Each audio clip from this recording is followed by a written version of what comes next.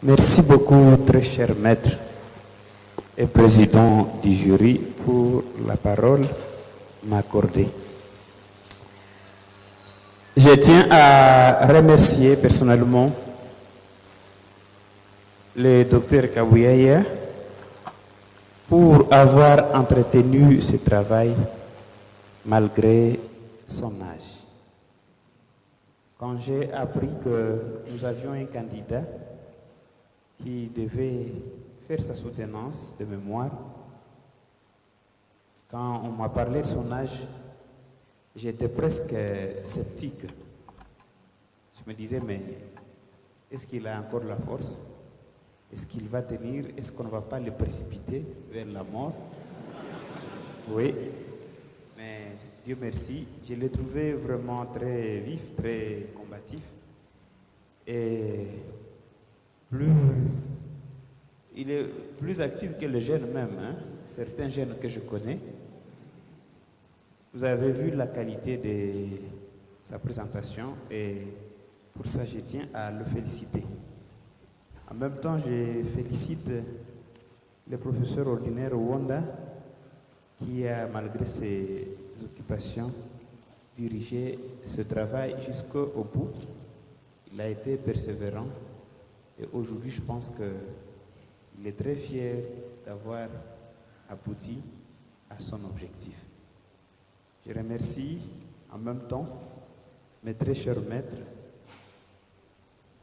le professeur Stongo, le professeur Wembonyama, qui m'ont appris non seulement la science, mais qui m'ont aussi appris le social, le savoir-être, le savoir-faire et le savoir-vivre, et qui jusqu'aujourd'hui sont en train de me tirer vers le haut, sans oublier le professeur Ahuka, notre cher maître.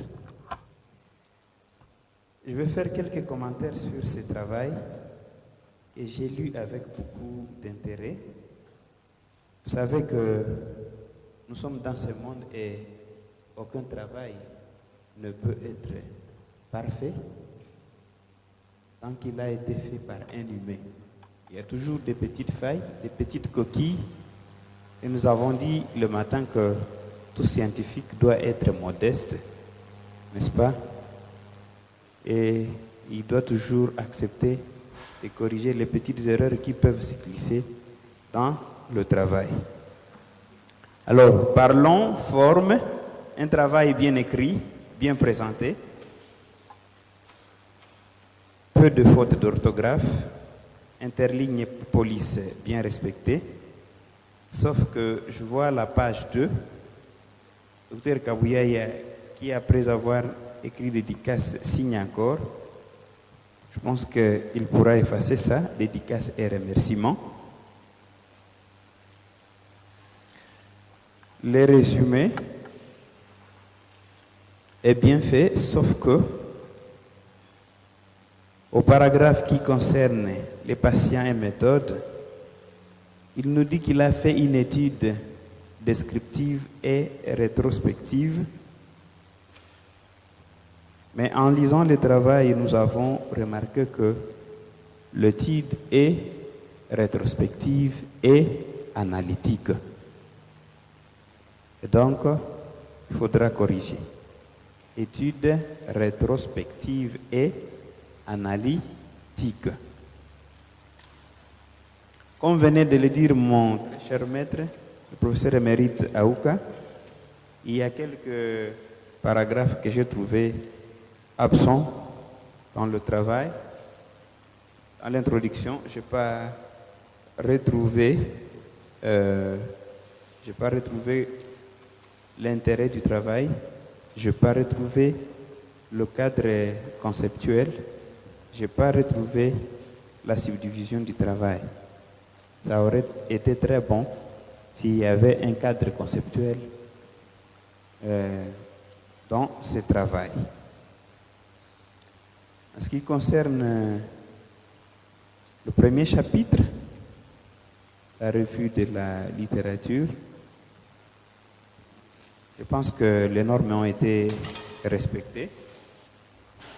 Il n'y a pas eu trop de littérature, sauf que j'aurais souhaité que vous parliez plutôt de la revue de la littérature plutôt que des connaissances générales.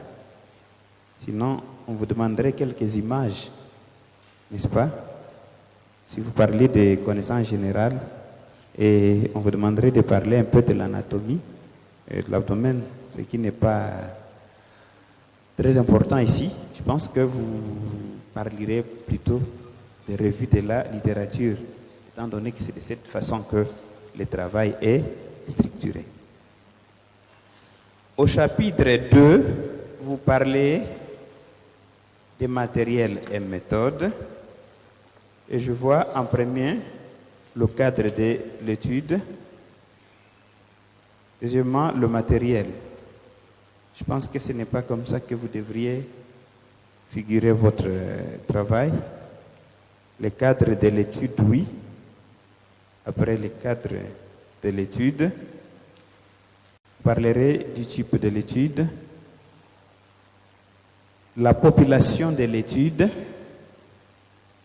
n'est-ce pas, de la technique d'échantillonnage et de la taille de l'échantillon, n'est-ce pas?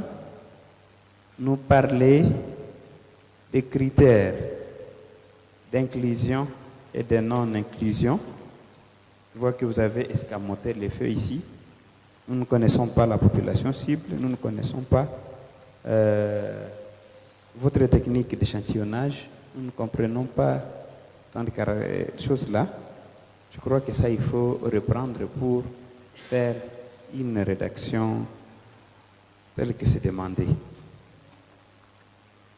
Dans votre paragraphe 2.3.1, le point 2.3.1, vous parlez de type d'étude et vous dites que l'étude était rétrospective et transversale.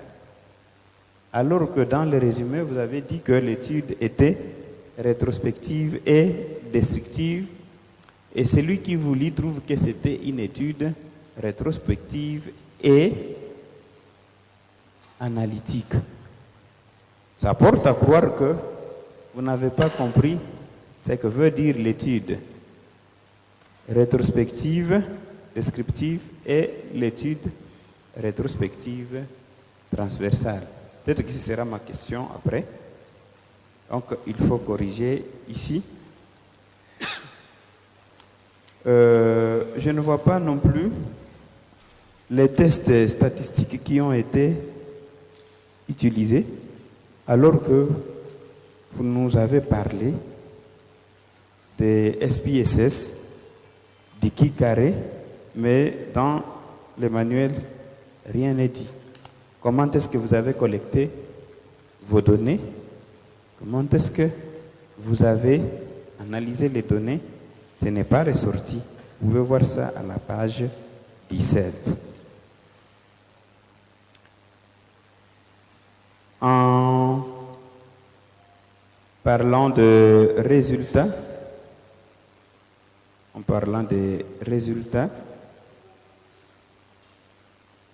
vous avez parlé des profils épidémiologiques, des occlusions, mais à un moment, je me suis demandé si c'était le profil épidémiologique des occlusions ou des patients présentant les occlusions. Je pense que vous diriez, mais profil épidémiologique, n'est-ce pas? Et profil démographique des patients ayant présenté les occlusions, n'est-ce pas? Alors, après avoir parlé de ça, je n'ai vu, je n'ai vu aucun profil, hein, parce que s'il faut le dire, bon, je vois la tranche d'âge, oui, c'est tout. Vous avez parlé uniquement de la tranche d'âge, mais je ne vois plus d'autres éléments sociodémographiques. On n'a pas vu, bon, je vis le sexe et l'âge et c'est fini. Mais on devrait, dans notre contexte, savoir un peu de la profession, un peu du revenu. On devrait savoir un peu, merci. On devrait savoir un peu de du délai entre le début de la maladie et la prise en charge, n'est-ce pas? Le début de la maladie et la consultation. Vous avez, je ne sais pas si volontairement ou involontairement, omis certains éléments. Et je vois ici beaucoup d'associations.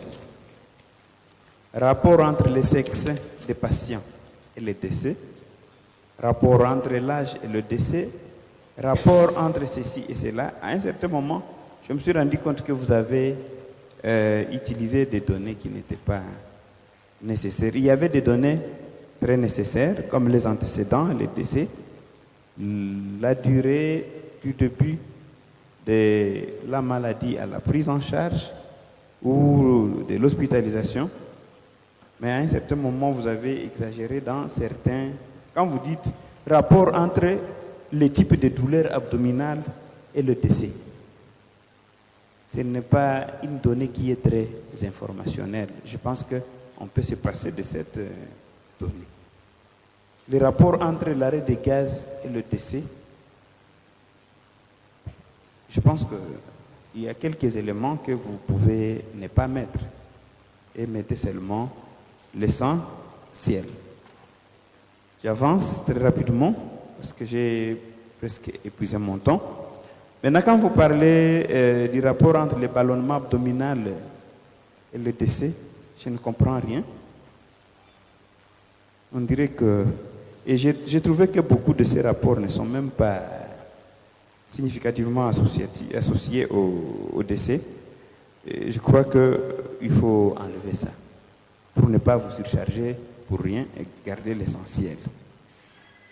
J'aurais préféré que vous puissiez faire un tableau d'analyse multivariée, n'est-ce pas? Étant donné qu'il y avait beaucoup d'éléments qui étaient associés au décès du malade. Si vous avez fait un tableau, mode régression donc linéaire, où vous devrez grouper tous ces facteurs, n'est-ce pas? Vous présentez l'os ratio brut et tout ce que vous avez eu ici, vous auriez fait. C'est ce qui manque dans ce travail, au fait. Il faut absolument ces tableaux et quand vous les mettez, ça regroupe, ça résume tous les tableaux. Par ailleurs, le travail est bien discuté, les références sont bien disposées et donc c'est un travail bien fait malgré ces remarques de forme que je donne et qui n'altèrent en rien la qualité du travail, bien sûr. J'ai une question, n'est-ce pas? La question est la suivante. Est-ce que vous pouvez nous parler de l'étude, d'une étude épidémiologique transversale? Étude transversale, étude rétrospective descriptive et étude rétrospective analytique. Merci. Merci beaucoup, monsieur le professeur Kabesha, pour cette intervention. Docteur Kabouyaya, pouvez-vous mettre debout et répondre à la préoccupation du professeur Kabesha. Vous avez la parole. Je vous remercie, cher professeur et cher maître, pour d'abord toutes ces observations dont j'ai pris bonne note et pour la question concernant les types d'études, études rétrospectives, analytiques, transversales. L'étude est rétrospective lorsque elle se base sur des données, des faits déjà vécus, déjà passés. Contrairement à une étude qui serait prospective où on suit les faits au fur et à mesure qu'ils se présentent. Pour ce qui est de l'étude analytique, et je peux prétendre que celle-ci en était une, c'est que tous les paramètres étudiés sont présentés dans dans leur variété. On prend un paramètre et on voit les différentes variétés de ce paramètre-là. Et on les exploite. Alors l'étude serait transversale lorsque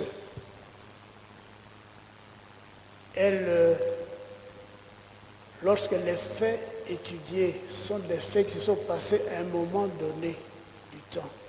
Ce ne sont pas des faits qui ont été suivis dans leur évolution dans le temps. C'est ce que je peux dire au sujet de ces études. Merci beaucoup, Dr Kabouyaya. Vous pouvez vous asseoir. Le reste, nous allons continuer à discuter parce que ce n'est pas la fin. Nous avons encore un processus long avec vous et on ne va pas vous lâcher. Je passe la parole au professeur ordinaire Tsongo Kibendelwa pour échanger avec le récipiendaire.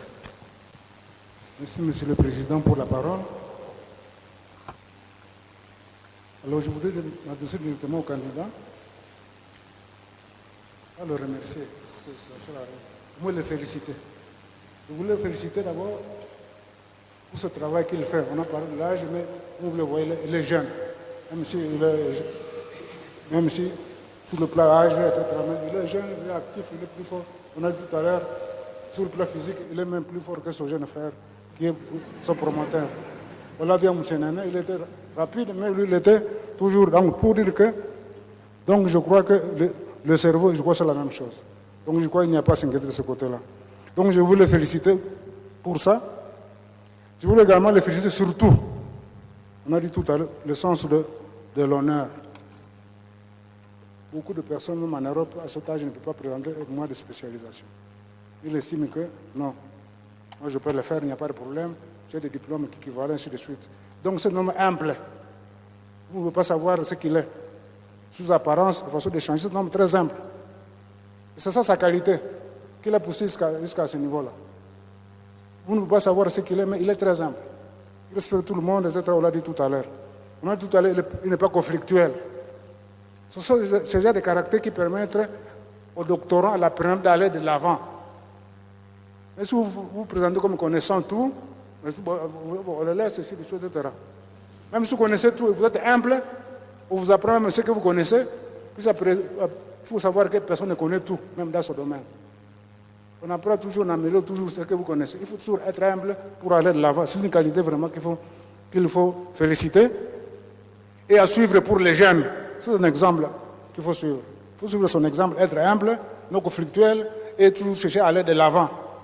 Le travail humain, il est perfectible. On l'a dit tout à l'heure. Il n'y a pas de travail humain qui est parfait. Ça n'existe pas. Même une thèse de doctorat, une thèse de soir, même prix Nobel, ce n'est jamais parfait. Il y a moyen d'améliorer, on améliore toujours. Donc ça, il faut tenir compte de cela. Il faut tenir compte des remarques de tout à l'heure. Pour la forme, il y a des données inutiles qu'il fallait supprimer. Rapport en douleur et décès, pour supprimer ça, on a d'histoire. Donc il y a ces éléments-là qu'il faut vraiment corriger, qu'il faut pour compléter. Parce que le travail que vous avez soumis ici, c'est un travail soumis à la critique. Ça signifie qu'il y a des coquilles qu'il faut corriger. C'est en fonction de ces coquilles-là que vous allez corriger maintenant, que vous allez remettre encore 3 exemplaires définitifs maintenant à la faculté. Qui sera classé, qui sera mis au consortium, qui sera comme exemple. Que les autres, les jeunes, la spécialisation va consulter. Donc les coquilles-là, qu'on a supprimées tout à l'heure, il faut vraiment tenir compte de ça pour les supprimer. Bon, on a dit tout à l'heure, pour ce travail de spécialisation, personnellement, j'ai lu ce travail, bien sûr, à l'ordinateur, j'ai fait supprimer quelques coquilles, etc. Et pourquoi je n'ai pratiquement pas de remarques spéciales à part ce que je viens de dire tout à l'heure. Mais j'ai quand même une série de petites questions. Vous connaissez mieux le travail, peut-être avec le promoteur qu'au promoteur. Je vais vous poser une question. Quel est l'apport de votre travail par rapport aux données de la littérature? C'est la première petite question. Vous avez le temps de répondre. Ça va vous permettre, en fonction de ça, je vais faire une petite remarque, en fonction de ces petites questions-là. Deuxième petite question. Vous avez noté des cas de décès. Ma petite question, c'est celle-ci. Est-ce que ce cas de décès était évitable ou non? Est-ce que c'était le cas de... Pour évaluer maintenant les hôpitaux, le nombre de décédés, aujourd'hui, on doit savoir est-ce que c'est inévitable si quelqu'un est cancer généralisé, ainsi de suite. Là, c'est inévitable. Traitement d'accompagnement. Mais si quelqu'un vit avec une occlusion intestinale, qu'est-ce qu'il a fait, etc., est-ce qu'il y avait moyen d'éviter? S'il était avec un choc infectieux, ainsi de suite, etc. Alors ma question est, est-ce que les cas de décès que vous avez signalés là, est-ce que c'était évitable ou non? Expliquez et faites des propositions. Troisième petite question.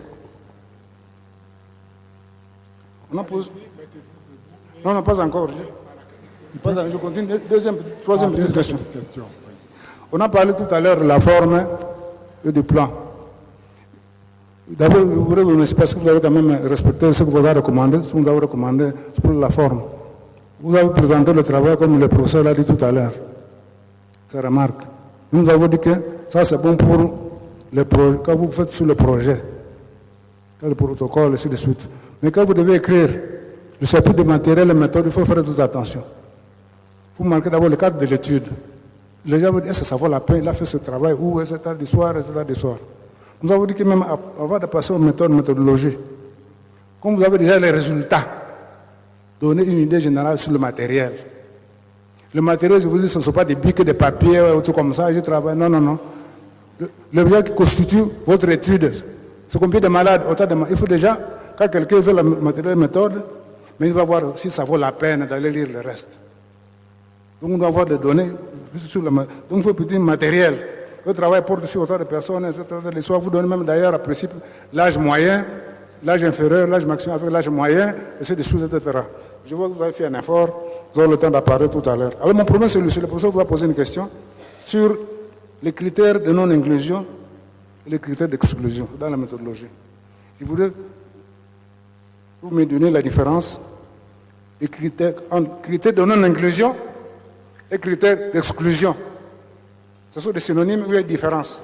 Voilà une petite question. Merci, professeur.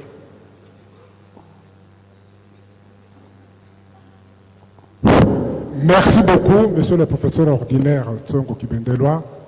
Docteur Kabouyaya, répondez d'une façon concise. Allez-y, vous avez la parole. Observations, les remarques et pour les questions.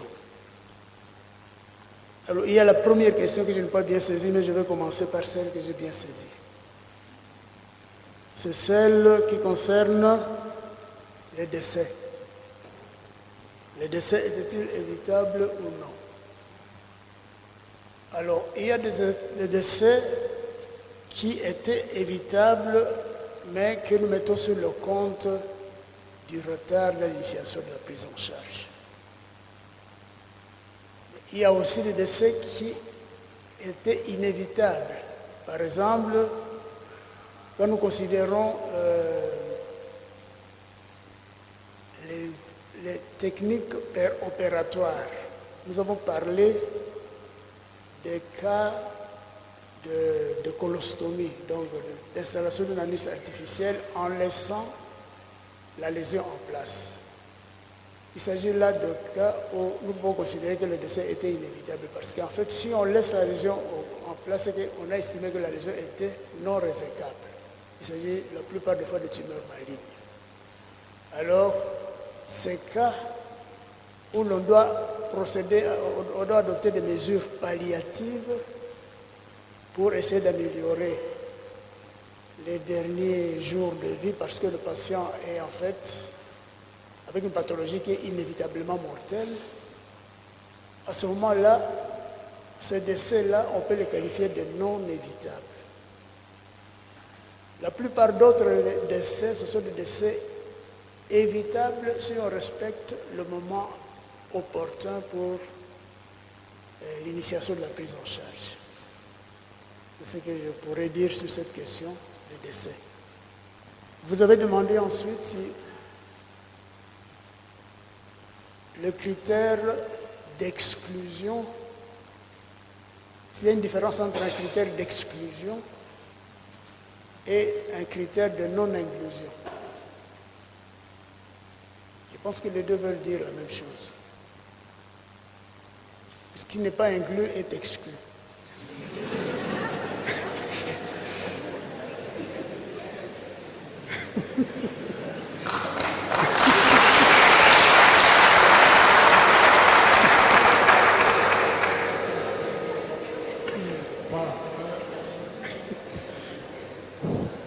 Je repasse la parole.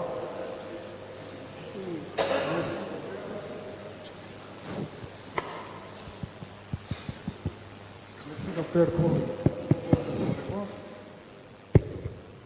Je voudrais d'abord demander que vous continuez ce même travail les 10 dernières années. Vous voyez ce travail, le professeur a dit tout à l'heure, vous avez dit adapter la littérature, du moins les références, et les données sont restées les mêmes. Maintenant, il faut continuer la même étude jusqu'à maintenant. Pour voir vraiment, c'est très important. Vous pouvez étudier, continuer. Si vous n'avez pas le faire, comme il y a des spécialisants ici, les mettre dans le programme, ainsi de suite, pour qu'ils puissent faire une publication. Je sais que votre travail ici, en ajoutant, même à comparer d'ailleurs avec les données, même protocole pour les 10 dernières années. Alors, en principe, une occlusion intestinale. Quelqu'un met une occlusion intestinale. Mais c'est une mort évitable. À moins que quelqu'un soit diabétique, qu'il soit une personne âgée, et ça pose problème de sous-opératoire. Quelqu'un vient, vous ne savez pas le soigner, il meurt. Vous le soignez, etc., il meurt. Il y a des causes évitables. C'est-à-dire, quelqu'un qui est mal, il faut expliquer, qui a mal au ventre, vous venez en retard. Si vous devez venir à temps, c'est évitable. Donc il y a des critères comme ça. S'il était venu, si on avait opéré de cette façon, il ne serait pas mort. Parce qu'il faut vous dire ceci que, aujourd'hui même, pour voir si l'hôpital fonctionne normalement, on n'a pas besoin d'être là. Il suffit de faire une inspection, vient, il prend le dossier des malades. Mais ce malade, combien de décès? C'était quoi? Occlusion intestinale, décès. Mais comment? Surtout en maternité, vous devez faire attention. Mort maternelle. Mais c'est pas possible. Il faut donc, quand vous êtes là, vous êtes l'aîné, les gens comme vous le voir, il faut vraiment faire attention. La plupart de nos décès sont évitables. Si vous voulez prendre les précautions, c'est évitable. Comment on peut mourir d'occlusion intestinale? C'est qu'on est arrivé à retard. Mais diabétique, ça pose problème. Sepsis, quelqu'un veut un tableau de sepsis. Déjà, ça pose problème. Sinon, diabétique, une personne âgée, c'est comme ça. Donc, il faut tenir compte de tous ces éléments-là. Les critères de non-inclusion et les critères d'exclusion, ce n'est pas la même chose. Même si on a tendance à les confondre. Les critères de non-inclusion, ce sont les critères exclus par les critères de sélection. Il nous faut un enfant de 15 ans, de moins de 15 ans. De moins de 15 ans. Parce que si vous excluez les personnes de plus de 15 ans, donc on ne peut pas répéter critères de sélection et puis critères d'inclusion. Pardon, critères de non-inclusion. Critères de sélection, c'est-à-dire que vous avez exclu certaines personnes. Critères de non-inclusion. Donc on ne peut pas dire critères de sélection, critères de non-inclusion. Ça veut dire, voilà, ce qui n'est pas rouge, on les exclut, ce qui est rouge, on les prend. Quand quelqu'un dit ne prend que le rouge, ça signifie qu'il exclut tout ce qui n'est pas rouge, le vert, le jaune, et ainsi de suite. Donc c'est différent. Maintenant, la différence avec les critères d'exclusion. Ici, c'est parce que les gens sont différents. Les critères d'exclusion, c'est lesquels? Ce sont les gens qui devaient être sélectionnés. Mais il manque tel élément. S'il n'a pas de dossier, s'il n'a pas là, c'est pas ceci, il manque de soir, etc. On devait même l'inclure, il devait être inclus. Maintenant, on les a exclus parce qu'on ne peut pas trouver des données sur tel. On n'a pas trouvé ceci. Ou bien il a l'âge, etc. Tout ça. Donc, il devait être inclus. Malheureusement, il manque des données. C'est pourquoi on les a exclus. Donc, c'est différent. Dans une inclusion, ce n'est pas synonyme d'exclusion parce qu'on a toujours tendance à confondre. Voilà, monsieur le Président, merci pour la parole. Merci beaucoup, professeur ordinaire Tsongo Kibendelwa. Vous pouvez vous asseoir. C'est mon tour. Je vais arrêter le chronomètre parce que je peux prendre 3 heures. Personne ne peut m'empêcher. Il y a 2 mois, je ne connaissais pas le docteur Kabouyaya. Professeur Tsongo de Goma dit non, à Goma, il y a tel monsieur. Je me suis renseigné et effectivement, il est célèbre. Il a formé pratiquement tout le monde Il a soigné tout le monde. Il a été partout. J'ai dit, mais ce monsieur, ce qui il est. Et j'ai trouvé, comme les autres l'ont dit, effectivement, ses qualités humaines. Et je suis passé à l'hôpital avec le médecin, le docteur Kalima, et il était là à 17h en train d'interroger les étudiants. Donc, il rentrait encore à l'hôpital. J'ai dit, aïe, aïe, aïe, voilà au moins quelqu'un qui n'a encore rien compris de la vie. C'est-à-dire qui est tout le temps à côté du malade par rapport aux jeunes actuels qui préfèrent être plus dans les divers que dans le réellement. Il restait une partie scientifique qu'il fallait connaître. Et lorsque j'ai commencé à prendre connaissance, j'ai dit, aïe, aïe, aïe, voilà encore, il est lui-même jugé parti. Il opère, il se juge lui-même. Il va dire, voilà, j'ai opéré, je suis le meilleur. Par contre, quand il nous présente les chiffres de décès, la mortalité, le taux de létalité, il va me dire tout à l'heure c'est quoi la létalité. Il a traduit exactement une situation catastrophique. C'est-à-dire qu'il n'a pas fait dans la dentelle, il ne s'est pas dénié, il a écarté cet esprit scientifique d'humilité et d'honnêteté, comme nous l'avons dit par le professeur Kabecha ce matin, dans la formation des doctorants. Mais il y a quelques problèmes de forme, notamment sur le plan de la bibliographisation des références bibliographiques. Ils n'ont pas la bibliographie, nous allons discuter. 2, je n'ai pas très bien compris si c'est Harvard ou Vancouver. Je ne vais pas vous demander ce que sont les références selon ces séries-là, ce n'est pas l'occasion pour le moment. Et il y a des majuscules et des minuscules, il y a des prénoms avant, et puis il y a un exemple, page 63, Bégué Yatsen, métastase atypique d'un cancer du côlon, le point est miné, on ne sait pas là où ça a été publié, on ne connaît pas l'année. Et donc c'est une des références qui ne nous sert à rien, au contraire, ça nous met un petit peu mal à l'aise. En dehors de ces références bibliographiques, j'ai été très content de voir que le docteur Kabouyaya s'est essayé à l'épidémiologie. Vous avez entendu parler type d'études prospectives, rétrospectives et le reste. Il s'est essayé aussi aux associations de tests. Bien sûr, il aurait pu mettre d'autres, comme le professeur l'a dit, les études multivariées, pourquoi pas, les études de régression linéaire, qui nous auraient peut-être pu affiner un peu plus sur les données. Et le docteur Kabouyaya a travaillé sur les facteurs de risque. Bien sûr qu'il a calculé le ratio. Probablement qu'il aurait pu faire autre chose aussi, peut-être le risque relatif. Mais la redondance aussi de ce qu'il a fait comme données, les analyses, ne lui ont peut-être pas permis de les exploiter. On a vu plus l'exploitation des données qui ne nous apportaient pas beaucoup, plus que d'autres qui auraient pu nous apporter plus de renseignements. Parce qu'actuellement, vous serez demain, comme le professeur Tsongo l'a dit, une évaluation de ce qui se fait dans d'autres hôpitaux. Votre travail sera une référence pour la jeunesse, pour les thèses et les mémoires futures, mais également pour l'exercice dans les hôpitaux, comment nous devons travailler, soigner et les évaluer. Alors, je vais vous poser quelques questions. Preuve. J'ai parlé tout à l'heure du taux de létalité. C'est quoi?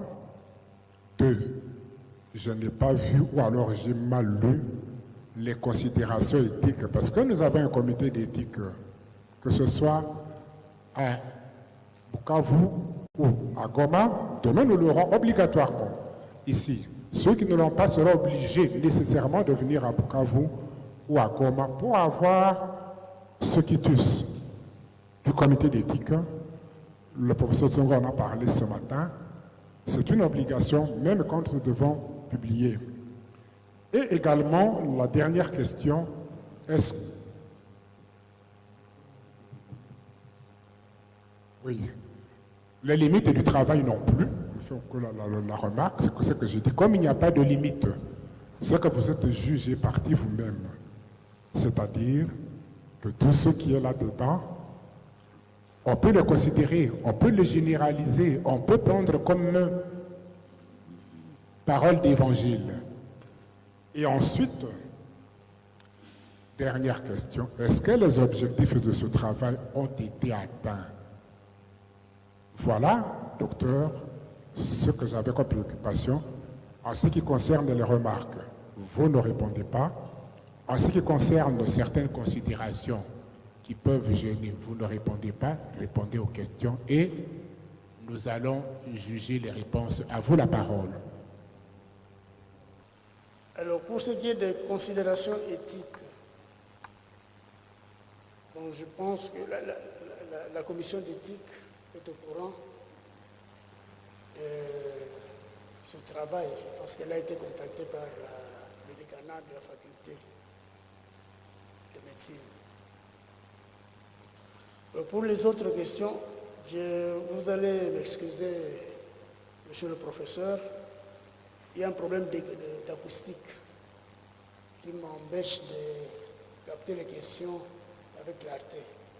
Et cela m'empêche de pouvoir les identifier clairement.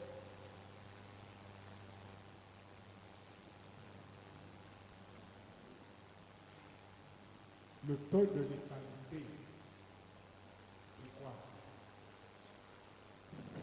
Le taux de létalité, c'est en fait le taux de mortalité spécifique à l'occlusion.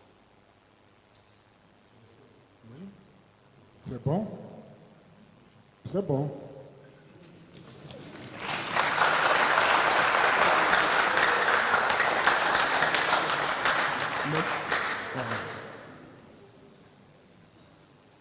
Est-ce que les objectifs ont été atteints? Merci, cher maître, pour la question. Je crois que les objectifs sont atteints.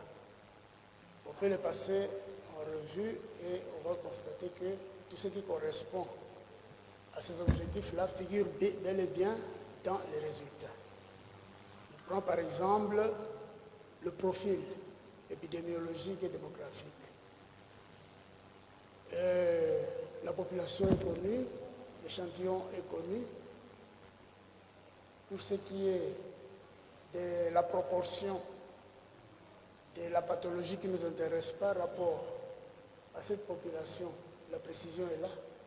On sait quelle proportion l'occlusion représente par rapport à la population d'études.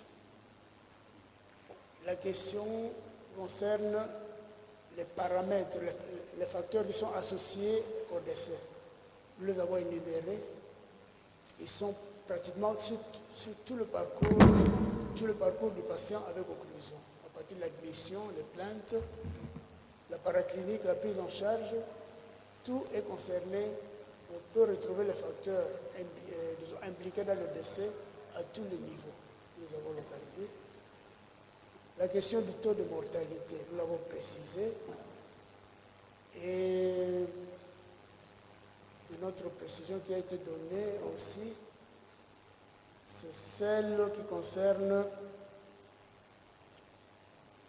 la répartition par sexe, par groupe d'âge, tout cela est précisé. Je peux dire que tous les objectifs que nous nous sommes assignés ont trouvé une réponse dans les résultats. On peut estimer que l'objectif du travail a été atteint.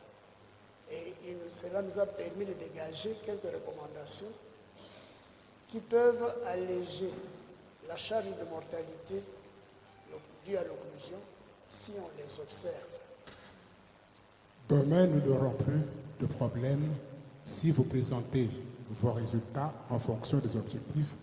Résultat numéro 1, résultat numéro 2, 3 et 4, parce qu'il y a 4 objectifs, en fonction de la segmentation de votre travail, ce qui en facilite d'ailleurs et la lecture, et la compréhension, et les publications, en même temps que ça facilite la discussion là comparaison avec d'autres études faites ailleurs.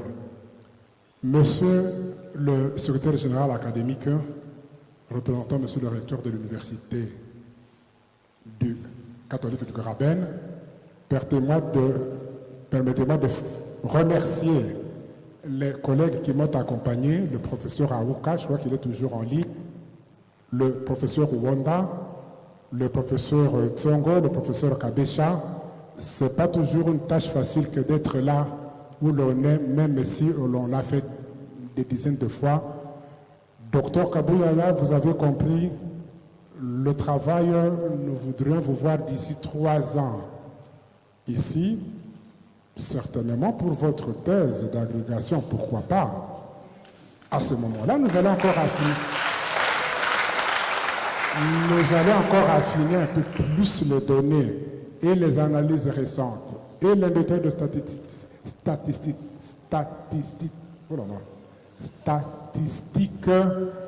et les références bibliographiques, bien sûr, qui ont été mises à jour, mais que nous devons continuer encore un peu plus à les adapter en fonction du travail.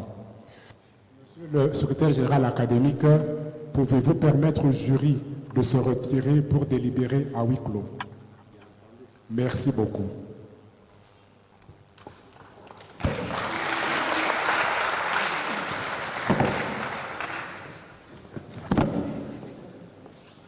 Bienvenue, chers membres du jury. Oui. Alors, nous invitons monsieur le recteur AI de dire un mot à l'intention de l'Assemblée. Monsieur le recteur, vous avez la parole. Monsieur le coordonnateur du consortium universitaire pour le 3e cycle en médecine,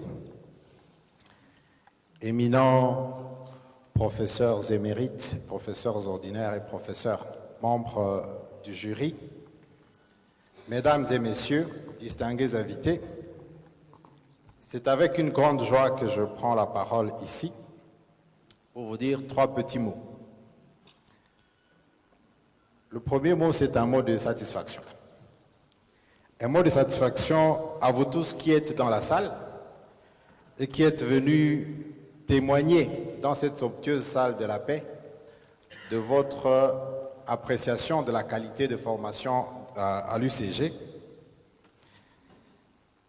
Je sais que le recteur aurait été très content de participer, il aurait bien voulu participer ici à cette célébration, mais il est empêché. Et je sais que s'il était là, il vous aurait exprimé sa joie. Je voudrais ensuite adresser un mot de gratitude au consortium et à tous les enseignants qu'il mobilise pour promouvoir la formation des formateurs dans notre université. Cette université qui, depuis sa création, comme vous le savez, rêve de tirer son village par le haut, de tirer son village par le haut. Ascende Superius est notre devise. Et le consortium pour le 3e cycle en médecine est une grande bénédiction pour notre institution. Vos efforts et vos sacrifices, chers professeurs, pour la production des spécialistes et des professeurs en médecine sont d'une importance capitale pour notre université et pour cette jeunesse qui a raison de croire en vous, de croire au consortium et de croire à l'Université catholique du Graben. Cette jeunesse pleine d'énergie et d'enthousiasme a toujours eu soif d'apprendre de vous, outre la dextérité dans la pratique médicale, dans les domaines spécialisés, d'apprendre aussi des astuces pédagogiques adaptées à la transmission du savoir en milieu universitaire, des éléments épistémologiques et méthodologiques pour une production continue du savoir, ainsi qu'une dose de rappel d'éthique et de déontologie scientifique. Et je crois que c'est ce que vous êtes en train de transmettre depuis quelques jours et que vous continuerez à transmettre avec abnégation comme vous le faites toujours. J'aimerais enfin adresser un mot d'encouragement à tous les inscrits au 3e cycle en médecine et spécialement à Dr Kabuyaya Kamenge Emmanuel. Vous êtes le premier d'une série que j'espère très fructueuse et compétitive. Et en tant que pionnier, comme cela a été rappelé ici, en tant que pionnier le plus ancien et le plus expérimenté de la cohorte, vous avez raison de montrer l'exemple pour encourager les cadets. Les encourager à réveiller et maintenir cette audace qui leur est naturelle et qui est source de réussite dans la vie.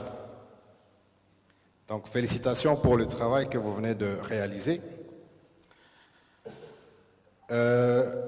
C'est avec plaisir que je vous adresse en fait ces félicitations en tant que nouveau médecin spécialiste comme vous allez le devenir bientôt.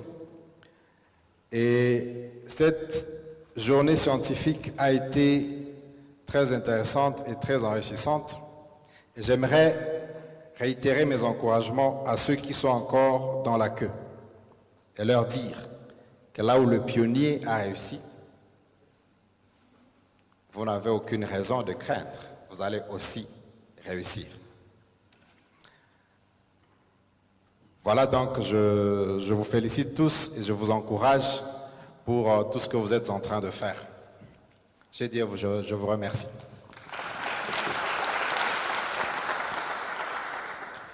Merci beaucoup, monsieur le recteur AI. À présent, nous allons procéder à la proclamation. Vous mettre debout.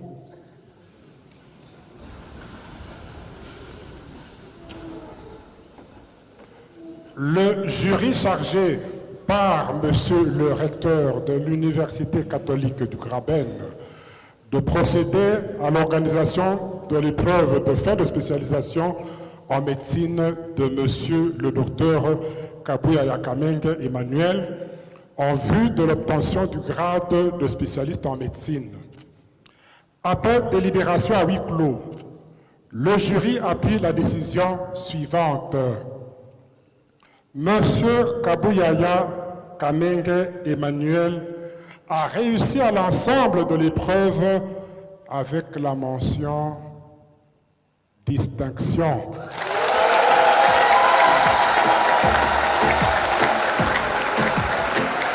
En vue de l'obtention du grade de spécialiste en médecine, option chirurgie.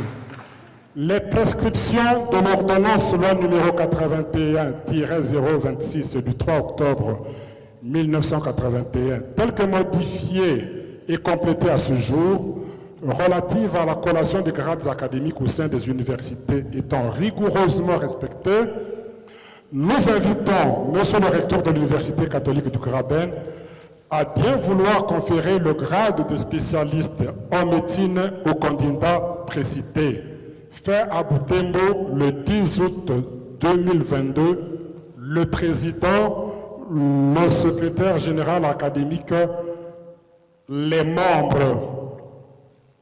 Nous vous remercions.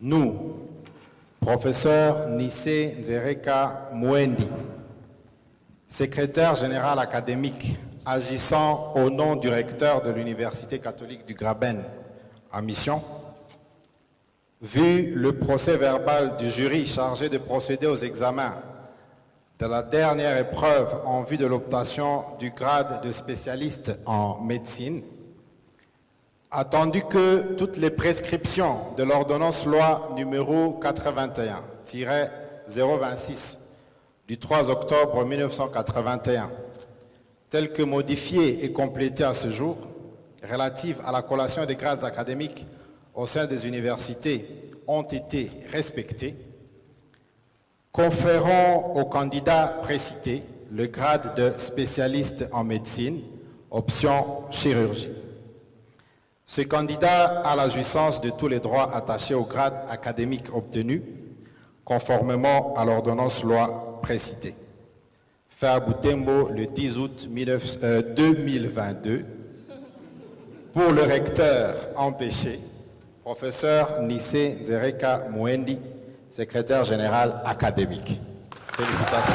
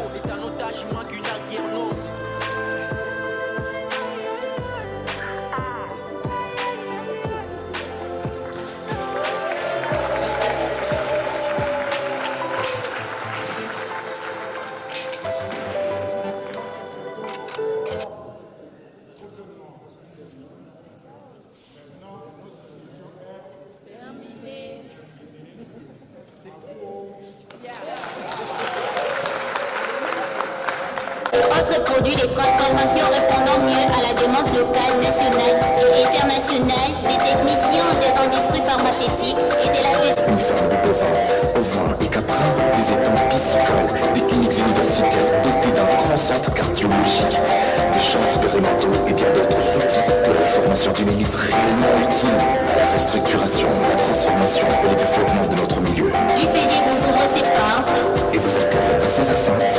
Venez prendre inscription dans la faculté de votre choix. Devenez votre rêve Montez plus haut. et ouvrez votre horizon sur le monde. Faites confiance en cette université inspirante. UCG. Parce qu'elle est supérieuse.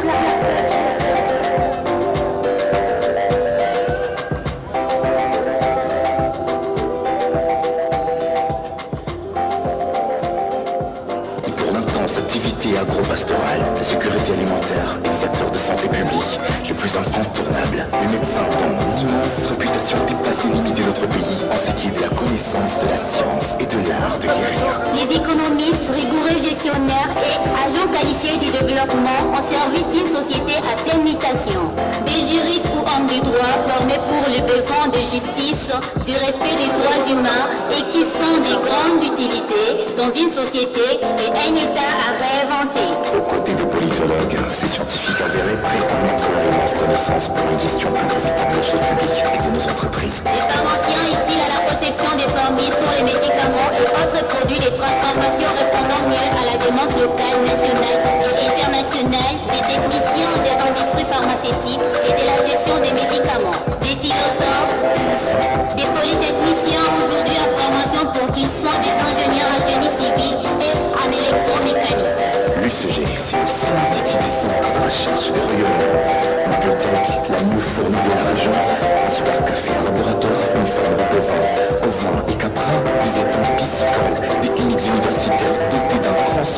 cardiologiques, des champs expérimentaux et bien d'autres outils pour la formation d'une élite réellement utile à la restructuration, la transformation et le développement de notre milieu. L'UCG vous ouvre ses portes.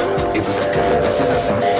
Venez prendre inscription dans la faculté de votre choix. Devenez votre rêve Montez plus haut. et ouvrez votre horizon sur le monde. Faites confiance en cette université inspirante. UCG. Ascender sous Pélouse.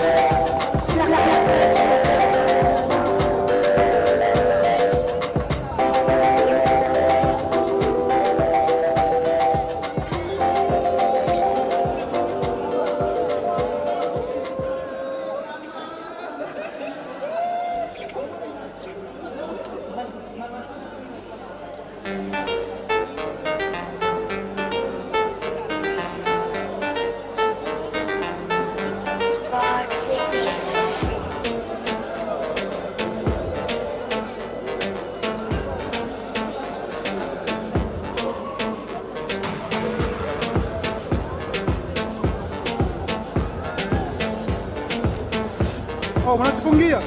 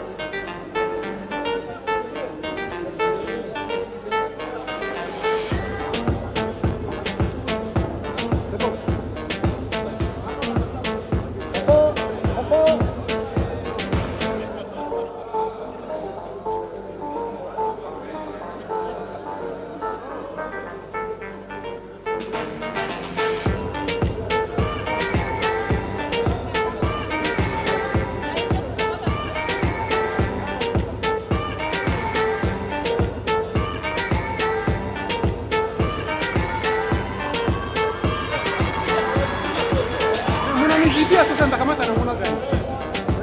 Oh, no.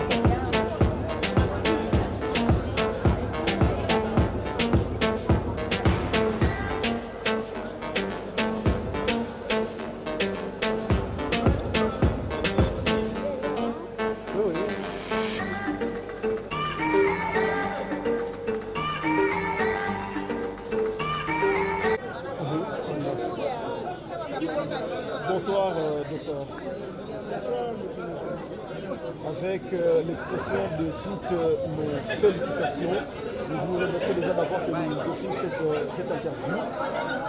Docteur, vous avez défendu votre mémoire de spécialisation ces jours sur l'occlusion intestinale aiguë, que vous avez défini comme étant un arrêt complet et persistant du transit intestinal. Est-ce que vous pouvez nous expliquer, en des termes plus simples, c'est quoi le transit intestinal? Transit intestinal, c'est le parcours que ce que nous mettons dans la bouche doit suivre à partir du moment où il entre dans la bouche et il doit se retrouver à l'extérieur à la fin du transit. Donc le transit intestinal, c'est le parcours des aliments dans le tube digestif, du commencement à la fin. Et alors, quelles sont les causes des occlusions intestinales? Comme on l'a dit tout à l'heure, elles sont multiples. Il y a des causes dites mécaniques, c'est-à-dire l'obstacle est identifiable. Ça peut être une masse, ça peut être une déformation qui bouche l'intestin. Comme la cause peut être aussi fonctionnelle, c'est-à-dire c'est la fonction qui disparaît. L'intestin se comporte comme une structure paralysée. Et quand il est paralysé, rien ne peut le parcourir parce que ce sont les déformations de l'intestin qui activent, qui font progresser ce qui se trouve à son sein. Quand il est paralysé, tout s'arrête. Comme lorsqu'il y a un bouchon, tout s'arrête. C'est pour cela que quand il y a bouchon, on va parler d'une occlusion mécanique. Quand il y a paralysie, on parle d'une occlusion fonctionnelle. Comment on pourrait différencier ces occlusions de simples, comment on appelle encore, de simples, c'est-à-dire le fait de ne plus avoir de selles, par exemple. Comment on peut différencier les occlusions intestinales du simple fait de ne pas avoir de selles? Bon, les selles, on ne les a pas tout le temps. On ne va pas dire pour autant que les gens sont en occlusion. Mais on va parler de l'occlusion lorsque l'arrêt est permanent et persistant. C'est-à-dire, vous allez passer un certain nombre de jours, si rien ne fait, vous pouvez passer un certain nombre de jours sans que rien ne passe. Bien sûr, quand on dit un certain nombre de jours, ça se limite souvent à 2. Dans la plupart des occlusions, si vous faites 2 jours successifs, sans que rien ne soit fait, vous allez presque sûrement au décès. Donc, le fait de ne pas aller à selle peut constituer une maladie transitoire, comme la constipation. Oui, mais ce n'est pas une occlusion. Mais l'occlusion peut être causée par une constipation prolongée. Et comment le reconnaître maintenant? Comment reconnaître que ça c'est une occlusion, je dois aller consulter? Bon, avant, c'est très facile de le reconnaître. Hein. Il y a des signes, il y en a 4 d'ailleurs. Le premier, c'est la douleur. On a mal. Quand rien ne passe quand rien ne traverse l'intestin, on doit avoir mal. La deuxième chose, c'est les nausées et le vomissement. Nausées et vomissement. Et puis, quand rien ne passe, au moment où vous continuez à mettre quelque chose dans la bouche, c'est la distension, le ballonnement. Donc vous voyez, arrêt des gaz et matières, c'est ça qui entraîne le ballonnement. Et vous demandez qu'on consulte dans les 48 heures. Mais très rapidement, on va penser que c'est une simple constipation. Est-ce qu'il y a des astuces simples qu'on pourrait adopter pour éviter d'en arriver aux occlusions? Bon, des astuces, il n'y en a pas. Mais ce qu'il faut, c'est connaître les signes d'une occlusion. Comme ça, quand vous présentez un de ces signes-là, vous n'allez pas attendre que la situation s'aggrave, directement vous amenez. Vous allez chez le médecin, il va voir à quoi attribuer ce signe-là. Si c'est un signe attribué à une occlusion ou bien à une autre pathologie. Est-ce que les gens qui mangent assez de fruits et boivent de l'eau peuvent être candidats à ça? Comme il y a plusieurs causes, le fait de boire beaucoup d'eau, de prendre des légumes, ne vous dispense pas de pouvoir développer une occlusion. Oui. Ça peut arriver à n'importe qui. Par exemple, lorsque l'intestin se tord à l'intérieur, ce qu'on appelle le volvulus. Même quelqu'un qui boit de l'eau en suffisance, qui mange des légumes, peut présenter une torsion. Oui. Parce qu'il y a beaucoup de causes qui peuvent entraîner cette torsion-là. Docteur Kabouyaya, nous vous remercions d'avoir répondu à nos questions. Merci beaucoup aussi. Okay.